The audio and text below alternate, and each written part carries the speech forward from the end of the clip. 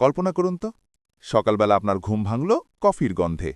রান্নাঘরে গিয়ে দেখলেন আপনার স্ত্রী বা মা নয়, বরং হুবহু মানুষের মতো দেখতে একটি রোবট আপনার জন্য নাস্তা বানাচ্ছে। ২০২৬ সাল, আর খুব বেশি দূরে নয়। ইলন মাস্ক বলেছেন ২০২৬ সালের মধ্যেই রোবট আমাদের পরিবারের সদস্য হয়ে যাবে। কিন্তু প্রশ্ন হল, এরা কি শুধু আমাদের সাহায্য করবে নাকি আমাদের জায়গাটাই দখল করে নেবে? স্বাগতম ফিউচার টেকনোলজি বাংলা চ্যানেলে। আজকের ভিডিওতে আমরা দেখব ২০২৫-এর শেষে এসে রোবোটিক্স টেকনোলজি কতটা ভয়ঙ্করভাবে উন্নত হয়েছে। আমরা আজ বিশ্বের সেরা ৪টি রোবটকে দেখব, যারা হাঁটাচলা, কথা বলা এবং চিন্তাভাবনায় মানুষকেও হার মানাচ্ছে। এবং ভিডিও শেষে আমি জানাব ২০২৬ সালে এই রোবটগুলোর দাম কত হবে এবং আপনি কিনতে পারবেন কিনা। প্রথমেই যার কথা না বললেই নয়, সে হল টেসলার অপটিমাস। ইলন মাস্ক যখন প্রথম এটি ঘোষণা করেছিলেন, অনেকে হেসেছিল, কিন্তু ২০২৫-এর শেষে এসে অপটিমাস যা করছে তা অবিশ্বাস্য। এই রোবটটি এখন নিখুঁতভাবে কাপড় ভাঁজ করতে পারে, ডিম না ভেঙে হাত দিয়ে ধরতে পারে এবং মানুষের মতোই ব্যালেন্স রেখে হাঁটতে পারে। মাস্কের লক্ষ্য হল এটি আপনার বাসার সব কাজ, যেমন বাজার করা, ঘর পরিষ্কার করা, সব করে দেবে। কিন্তু টেসলাকে টক্কর দিতে মাঠে নেমেছে ফিগার এআই। এদের রোবট ফিগার 01 বা ফিগার 02 আরও এক ধাপ এগিয়ে, কারণ এর মস্তিষ্কে আছে চ্যাটজিপিটি, অর্থাৎ আপনি এর সাথে কথা বলতে পারবেন।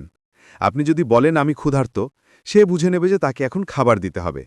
এটি শুধু প্রোগ্রাম করা মেশিন নয়, এটি চিন্তা করতে পারে।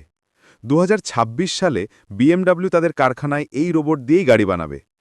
এখন চলুন দেখি চীনের ম্যাজিক। চীনের কোম্পানি ইউনিট্রি তৈরি করেছে H1 রোবট।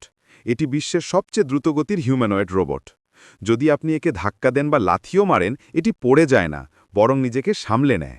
এর মানে হল ফিউচারে সিকিউরিটি গার্ড বা পুলিশ হিসেবে এই রোবটগুলো ব্যবহার হতে পারে। চোর ধরার জন্য এর চেয়ে ভালো অপশন আর কি হতে পারে? এখন সবচেয়ে বড় প্রশ্ন, দাম কত? ২০২৬ সালে যখন এই রোবটগুলো ম্যাস প্রোডাকশনে যাবে, তখন ইলন মাস্কের মতে একটি রোবটের দাম হতে পারে $২০,০০০ বা তার কম, অর্থাৎ একটি গাড়ির চেয়েও কম দামে আপনি একটি আজীবনের কাজের লোক পাবেন।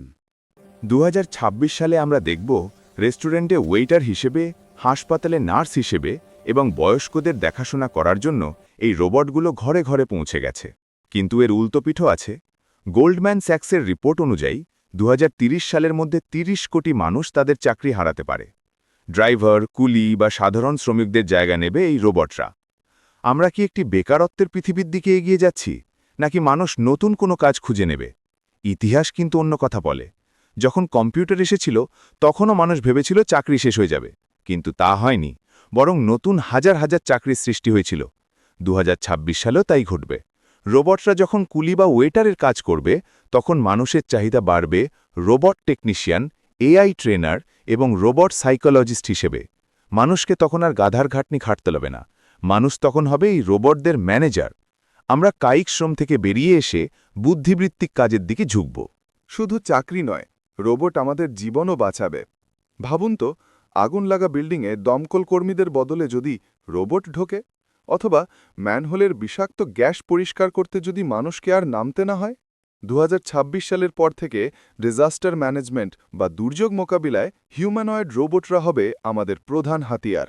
যেখানে মানুষের যাওয়া মৃত্যুর সমান, সেখানে বুক চিতিয়ে কাজ করবে এই টিনের মানুষগুলো। আর রোবটদের নিয়ে ইলন মাস্কের আসল স্বপ্ন কিন্তু পৃথিবী নয়, বরং মঙ্গল গ্রহ। মাস্ক ঘোষণা করেছেন মঙ্গলে মানুষের কলোনি তৈরি করতে সবার আগে পাঠানো হবে এই অপটিমাস রোবটদের। কারণ এদের অক্সিজেনের প্রয়োজন নেই, খাবার লাগে না। ২০২৬-২৭ সালের দিকে আমরা হয়তো দেখব পৃথিবী থেকে রিমোট কন্ট্রোলে চালিত রোবটরা মঙ্গলের মাটিতে আমাদের জন্য ঘরবাড়ি বানাচ্ছে। এটা এখন আর কোনো সায়েন্স ফিকশন মুভি নয়, এটা আমাদের চোখের সামনে ঘটতে যাওয়া বাস্তবতা। মঙ্গলের লাল মাটি থেকে চলুন ফিরে আসি পৃথিবীর হাসপাতালে। ২০২৬ সালের পর চিকিৎসা বিজ্ঞানে এক নতুন বিপ্লব আনবে এই হিউম্যানয়েড রোবটরা। একজন মানুষের পক্ষে টানা ১০ ঘন্টা অপারেশন করা কঠিন, তার হাত কাঁপতে পারে, কিন্তু একটি মেডিকেল রোবটের হাত কখনো কাঁপবে না।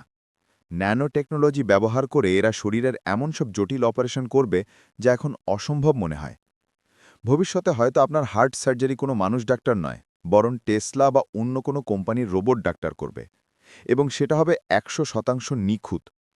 আমরা কি তাহলে অমরত্বের দিকে এগিয়ে যাচ্ছি? তবে মুদ্রার উল্টো পিঠটা বেশ ভয়ের। প্রযুক্তি যখন আসে তখন তার ব্যবহার যুদ্ধক্ষেত্রেও হয়। ইতোমধ্যেই ঘোস্ট রোবোটিক্স এমন রোবট কুকুর তৈরি করেছে যার পিঠে স্নাইপার রাইফেল বসানো আছে। 2027-28 সালের যুদ্ধের ময়দানে হয়তো কোনো মানব সৈনিক থাকবে না, যুদ্ধ হবে রোবট বনাম রোবটের। কিন্তু ভয়ের কারণ হলো, যদি এই রোবটগুলো হ্যাক হয়ে যায়, অথবা যদি এরা ভুল করে সাধারণ মানুষের উপর আক্রমণ করে বসে। টার্মিনেটর মুভির সেই দৃশ্যগুলো কি বাস্তবের রূপ নিতে যাচ্ছে? এটি এমন একটি নৈতিক প্রশ্ন যা বিশ্ব নেতাদের ভাবিয়ে তুলছে। এখন আসি সবচেয়ে ইন্টারেস্টিং বিষয়টিতে।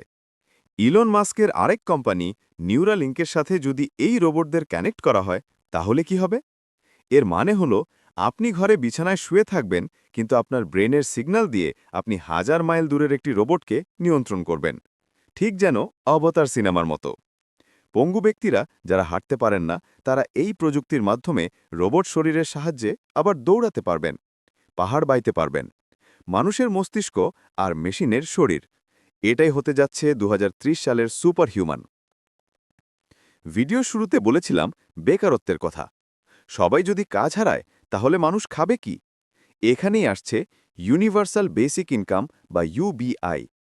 স্যাম অল্টম্যান এবং ইলন মাস্কের মতো টেক জায়ান্টরা বলছেন, ভবিষ্যতে রোবটরা কাজ করবে এবং সেই কাজের প্রফিট থেকে সরকার সাধারণ মানুষকে প্রতি মাসে নির্দিষ্ট পরিমাণ টাকা দেবে, কোনো কাজ করা ছাড়াই। ভাবুন তো, আপনাকে আর টাকার জন্য চাকরি করতে হবে না। আপনি গান গাইবেন, ছবি আঁকবেন বা ঘুরবেন, আর আপনার ব্যাংক অ্যাকাউন্টে প্রতি মাসে টাকা চলে আসবে। এটা কি স্বপ্নের মতো মনে হচ্ছে? 2030 সালের মধ্যে উন্নত দেশগুলোতে এটি শুরু হতে পারে। চলুন কল্পনা করি 2030 সালের একটি সকাল। আপনার ঘুম ভাঙবে স্মার্ট বিছানার ভাইব্রেশনে। আপনার রোবট বাটলার আপনার জন্য ফ্রেশ কফি এবং নাস্তা রেডি করে রেখেছে। অফিসে যাওয়ার জ্যাম নেই, কারণ আপনার কাজ আপনার রোবটই রিমোটলি করে দিচ্ছে। আপনি আপনার পরিবারের সাথে সময় কাটাচ্ছেন, নতুন কিছু শিখছেন। পৃথিবীটা তখন আর কাজের জায়গা থাকবে না, পৃথিবী হবে বেঁচে থাকার জায়গা। হ্যাঁ, কিছু চ্যালেঞ্জ আসবে, কিছু সমস্যা হবে, কিন্তু দিন শেষে প্রযুক্তি মানুষের জীবনকে সহজ করতেই আসে। এখন সিদ্ধান্ত আপনার। এই ফিউচার বা ভবিষ্যৎ দেখে আপনি কি এক্সাইটেড নাকি চিন্তিত? আপনি কি এমন একটি দুনিয়ায় বাস করতে চান যেখানে কাজ করবে রোবট আর আপনি শুধু জীবন উপভোগ করবেন? কমেন্টে আপনার মতামত জানাতে ভুলবেন না, আমি সবার কমেন্ট পড়ব। প্রযুক্তির এই অজানাকে জানতে এবং ভবিষ্যতের জন্য নিজেকে প্রস্তুত রাখতে এখনই সাবস্ক্রাইব করুন ফিউচার টেকনোলজি বাংলা। দেখা হচ্ছে আগামী ভিডিওতে।